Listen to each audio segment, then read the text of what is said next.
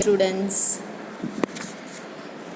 in last video we have discussed chapter number 13. Today we will start chapter number 9, fundamental rights, fundamental duties and directive principle of state policy. In this previous chapter of civics, lesson number 8, we have studied Indian Constitution, preamble and important pillars as well as the specific characteristics. In this chapter we will study about importance, characteristics of constitution, that is fundamental right, fundamental duties and directive principle of state policy. First, we have a human right. Dear students, you can see this slide. National Human Rights Institution,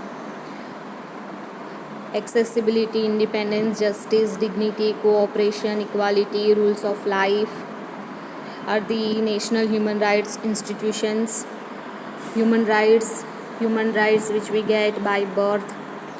Human rights are those rights which not only give a person his or her basic existence but also overall development in society, in which society help us to construct an environment which enable him or her to grow.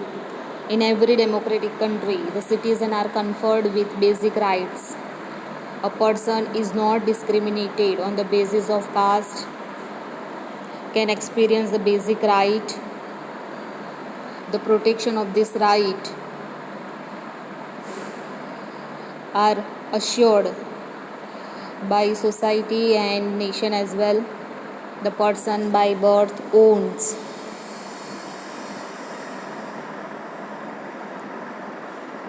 certain rights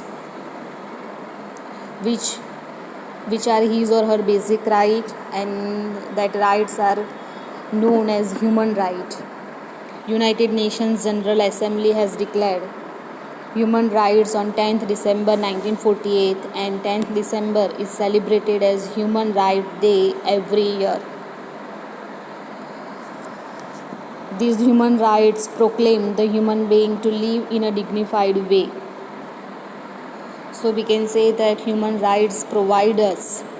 Human rights are the basic rights which provide us a very dignified life and help us to live a respectable life.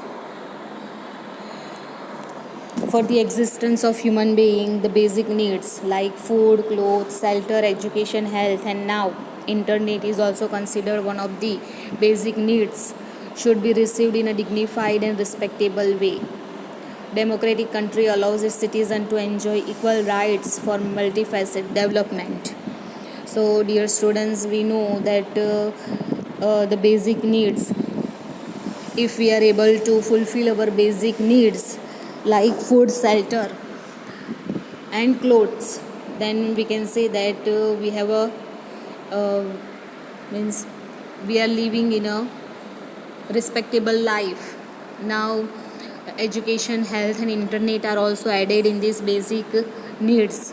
Now we can say that food, clothes, shelter, education, health and internet, they are also considered the basic needs, and if we are able to get these all needs properly, then we can say that we are living a dignified and respectable life. So this is the human right which we get by birth and which provide us for a better life or help us for overall development. Here you can see the logo of human right. Some other human rights are also added. The logo, some human rights are also added here, and they are self-actualization, esteem, social needs, safety and security, psychological needs, and Wi-Fi is also one of these basic need. So this is the human right.